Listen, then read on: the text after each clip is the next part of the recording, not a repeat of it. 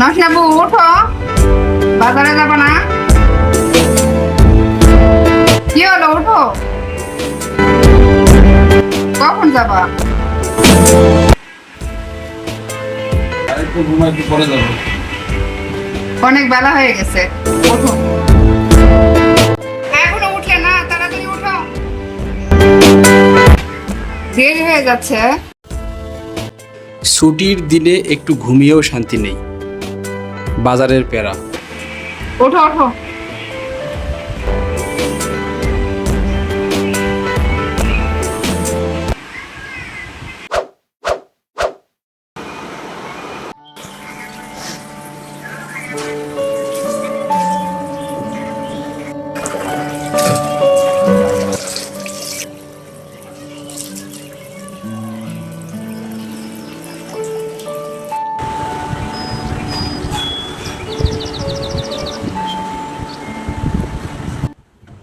তো ঘুম থেকে উঠে রেডি হলাম, এখন নাস্তা করব। তো সেমাই দিয়ে সকালের নাস্তাটা শেষ করলাম, পানি খেয়ে বাজারের জন্য বেরিয়ে পড়লাম।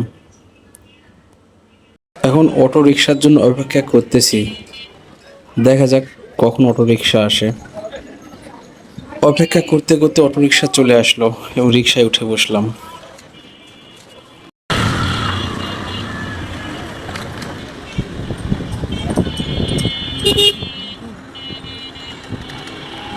অবশেষে ঘাটে এসে পৌঁছাইলাম। ধীরে ধীরে মাছের বাজারের দিকে হাঁটলাম।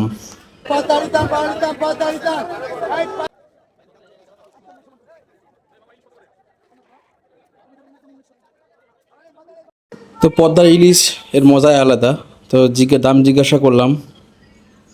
প্রতি কেজি 1 কেজির উপরে যেগুলো, এগুলো 2200 টাকা, 1 কেজি সাইজের যেগুলো আছে এগুলো প্রায় 1800 টাকা কেজি। অনেক বড় বড় মাছ পাওয়া যায়।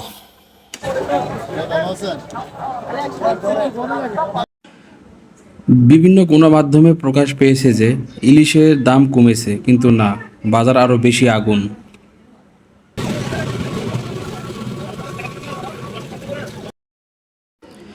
1 কেজি 175 গ্রাম ওজনের একটা ইলিশের দাম পড়লো 1760 টাকা। বাংলাদেশের মানুষ কিভাবে ইলিশ মাছ খাবে? আসলে আমার মনে হয় বাজার মনিটরিং করা দরকার।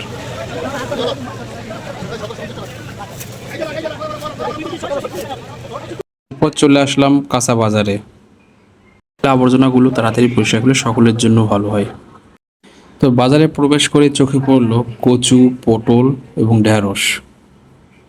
তুলনামূলকভাবে কচু, পটল এবং ঢেঁড়সের দাম মোটামুটি কম ছিল।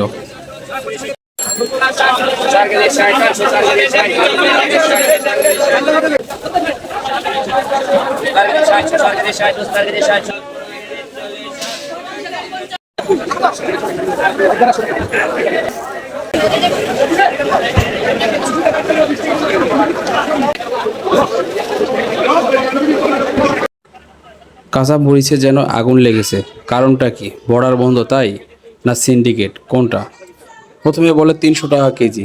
যখন আমি বললাম ভিডিও করতেছি, সঙ্গে সঙ্গে 100 টাকা কমে গেল। এর কারণটা কি? আমার প্রশ্ন রয়ে গেল। অবশ্যই এটা সিন্ডিকেট, তা না হলে এটা কিভাবে হয়?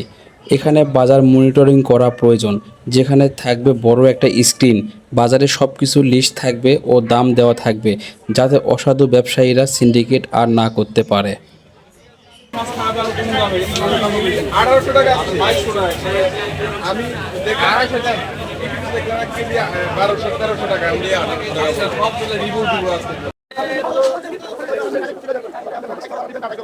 এরপর লেবুর বাজারে চলে আসলাম।